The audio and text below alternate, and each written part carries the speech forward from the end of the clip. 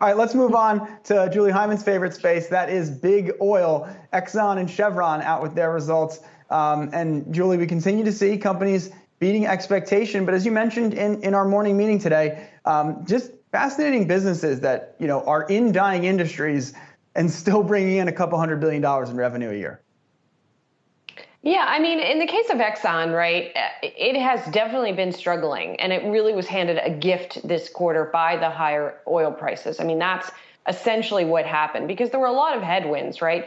The company, there was a big storm in Texas, of course, that shut down production for quite a while, but oil prices went up so much that it was able to offset it. And actually, surprisingly, Exxon's stock is actually the best performer among the oil majors year to date. That's due in part, of course, to activism. Engine number one and some other activists getting involved in the company, pushing for changes, pushing for it to spend its cash differently, to invest differently, and also to be more proactive when it comes to seeing a post-fossil fuel future, or at least a much diminished fossil fuel future. We've talked a lot about the narrative between the U.S. majors, which have gone the path of Exxon largely, and the European super majors, which have focused more on renewable energy and other sources of revenue. So Exxon getting a little reprieve here. We'll see what ends up happening.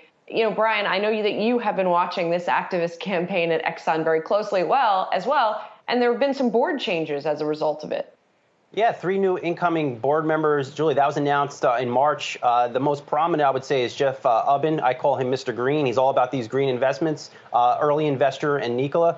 But also, too, you're seeing the effects of that activist pressure here.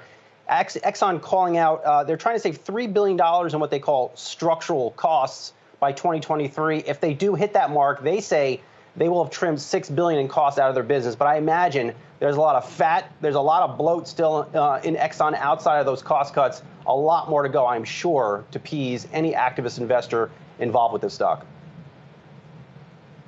I'm looking forward to the future where Exxon becomes a key holding within an ESG strategy, because I think we all know that is where this is